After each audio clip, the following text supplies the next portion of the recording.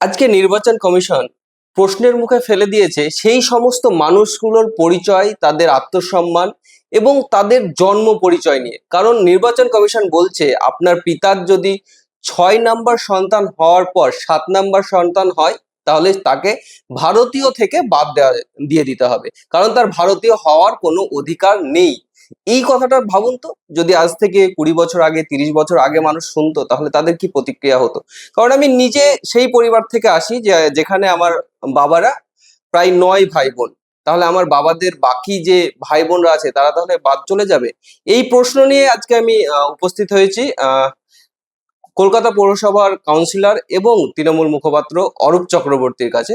অরূপদা, এই যে একটা নির্বাচন কমিশন এমন একটা নীতি নিয়ে আসছে যেখানে যে 7 নম্বর সন্তান হলে আপনাকে বাদ দিয়ে দেওয়া হবে, 6 নম্বর হলে আপনাকে বাদ দিয়ে দেওয়া হবে, কি বলবেন এই বিষয়ে? ধরুন, আমার দাদুরা 6 ভাই 1 বোন ছিলেন। আজকে যদি আমার দাদু বেঁচে থাকতেন, তাকে হিয়ারিং এ ডাকা হতো যে 6 জনের বাবার নাম এক কেন? কারণ আমার দাদুটার 7 ভাই বোন সব মিলিয়ে। এত ছেড়ে দিন, এত দূরে যেতে হবে না। দেশের প্রধানমন্ত্রী নরেন্দ্র মোদী, অবিলম্বে নরেন্দ্র মোদীর প্রধানমন্ত্রিত্ব পদ বাতিল করে দেওয়া উচিত। যদি এটাই নিয়ম হয় যে 6 জনের বাবার নাম এক হলে পরে তাকে লজিক্যাল ডিসক্রিপেন্সি, এক্ষুনি নরেন্দ্র মোদীর প্রধানমন্ত্রিত্ব পদ কেড়ে নেওয়া উচিত।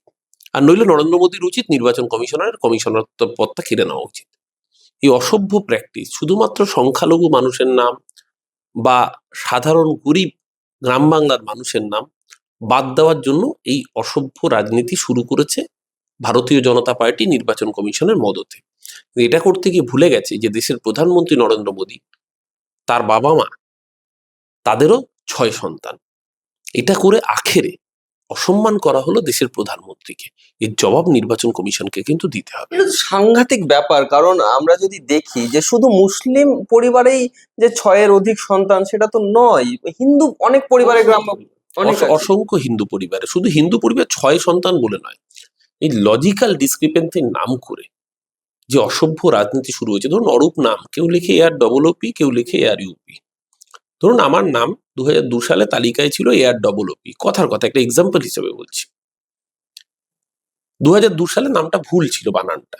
আমি পরে মনে করলাম আমার সব সার্টিফিকেটে ARUP রয়েছে, তাই আমি ভোটার লিস্টে আপডেট করলাম। আমার নামের বানান AROOP জায়গায় ARUP আমি করলাম। সেটা হয়ে গেল লজিক্যাল ডিসক্রিপেন্সি। কেন আমার নামের বানানে তখন একটা অক্ষর ছিল, OOP ছিল, এখন ইউপি হয়েছে? তার জন্য আমাকে শুনানিতে হাজিরা দিতে হবে। আমি যদি বাইরে কাজ করি, আমাকে সেখান থেকে ফিজিক্যালি প্রেজেন্ট থাকতে হবে। কারণ আপনাদের মনে থাকবে, শুনানিতে হাসপাতালে থাকা রোগীকেও ছাড় দেওয়া হয়নি। নাকে অক্সিজেনের নল নিয়ে শুনানিতে এসছেন জয়নগরে, সেই মানুষের মৃত্যু হয়েছে। নৈহাটিতে সেই মানুষের মৃত্যু হয়েছে। গোটা রাজ্যে 81 জনের বেশি মানুষের মৃত্যু হয়েছে।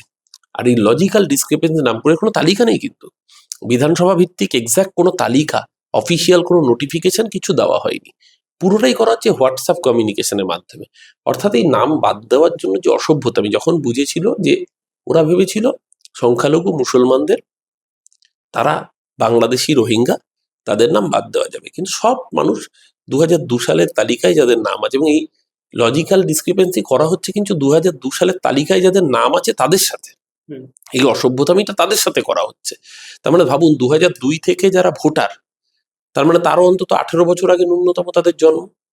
তার মানে 2002 সালে ভোটার হতে গেলে তার মানে তার জন্ম অন্তত পক্ষে 1984 সাল বা তার আগে, নইলে পরে সে নাম তুলতে পারবে না ভোটার তালিকায়। অর্থাৎ 1984 মানে 40 বছর ধরে যে ভারতে রয়েছে তার সাথে এই অসভ্যতামি করা হচ্ছে। জন্মসূত্রে যারা ভারতীয় তাদের সাথে এই অসভ্যতামি করা হচ্ছে। এরপরেও যদি সাধারণ মানুষ রুখে না দাঁড়ায়, বিজেপি একটা রাজ্যের ক্ষমতা দখলের জন্য আমাদেরকে বেনাগরিক করতে চাইছে। সমস্ত বাঙালির উচিত দলমত নির্বিশেষে বিজেপির এই অসভ্যতামির বিরুদ্ধে রুখে দাঁড়ানো। কোথাও গিয়ে কি টার্গেট কমপ্লিট হচ্ছে না, সেই কারণে যেমন বিহারের মতো টার্গেট কমপ্লিট হচ্ছে না, সেই কারণেই কি এই আবার একটা নতুন কথা বলছেন যে মাধ্যমিকের অ্যাডমিট বাতিল করে দেওয়া হলো, অ্যাডমিট নিয়ে তার নাগরিকত্ব প্রমাণ হবে না, তবে সার্টিফিকেট নিয়ে প্রমাণ হবে, কি বলবেন? মানে নিয়মটা আমার কাছেও একটুখানি ধোঁয়াশা রয়েছে। মানে আমি বুঝতে চাইছি যে ধরুন, মাধ্যমিক পরীক্ষা আমি দিয়েছি, আমি পাশ করেছি, তার মানে আমি ভারতীয় নাগরিক। আর আমি মাধ্যমিক পরীক্ষা দিয়েছি, আমি পাশ করতে পারিনি, তাই আমার সার্টিফিকেট নেই, আমি ফেল করেছি বা কোনো কারণে মাধ্যমিক পরীক্ষা দিতে পারিনি, যেহেতু আমি মাধ্যমিক উত্তীর্ণ হতে পারিনি তাই আমি বাংলাদেশের রোহিঙ্গা। মানে মাধ্যমিক পাশ করলে ভারতীয় নাগরিক, আর মাধ্যমিক উত্তীর্ণ না হতে পারলে রোহিঙ্গা মুসলমান। এই ডেফিনেশনটা ভারতের সংবিধানে ঠিক কোথায় লেখা আছে? আগে এই প্রশ্নের উত্তর বিজেপিকে, নরেন্দ্র মোদীকে দিতে হবে। অবধি একেবারে আমার শেষ প্রশ্ন, যেই দিন থেকে এসআইআর ঘোষণা হয়েছে আপনারা বিরোধিতা করেছেন, তবে আইএসএফ বা নওশাদ সিদ্দিকী তিনি বলেছেন এসআইআর নিয়ে কোনো ভয় নেই, সাধারণ মানুষকে ঠিকভাবে ফর্ম ফিল আপ করা শিখিয়েছেন, উনি অনেক ভাষণ দিয়েছেন।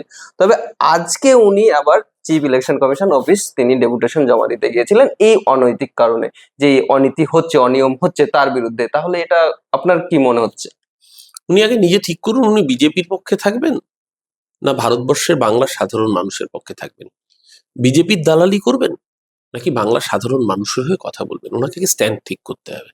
বিজেপির দালালি করব, শুভেন্দু অধিকারী সুরে সুর মেলাবো, আর বাংলার মানুষ আমাকে সমর্থন করবে, ভাঙরের মতো সিটে বিধায়ক করবে, দুটো একসাথে হতে পারে না। যে সংখ্যালঘু মানুষের উপর এই অসভ্য প্র্যাকটিস নামিয়ে এনেছে ভারতীয় জনতা পার্টি, এর জবাব প্রতিটা জায়গায় দেবে। এবং আইএসএফ কে আজকে বুঝতে হবে, বিজেপির তল্পিবাহক হলে এ রাজ্যের মানুষ কিন্তু সংখ্যালঘুরা বিশেষ করে তাকে ছেড়ে কথা বলবে না। ইতিমধ্যে ভাঙর হাত থেকে বেরিয়ে গেছে লোকসভার ফলে। আইএসএফ এর সাথে 26,000 ভোটে এগিয়ে রয়েছে তৃণমূল প্রার্থী ভাঙরে, মানে যাদবপুর লোকসভার হিসেবে। আর সিপিএম এর থেকে প্রায় 75,000 বেশি ভোটে এগিয়ে রয়েছে যাদবপুরে তৃণমূলের প্রার্থী। স্বাভাবিকভাবে সবেধন, নীলমণি, শিবরাত্রি সলতে ভাঙরও চলে গিয়েছে। এইবার বরঞ্চ নওশাদ সিদ্দিকীকে ঠিক করতে হবে যে বিজেপির তল্পিবাহক হবেন না বাংলার মানুষের কথা সোচ্চারে তুলে ধরবেন।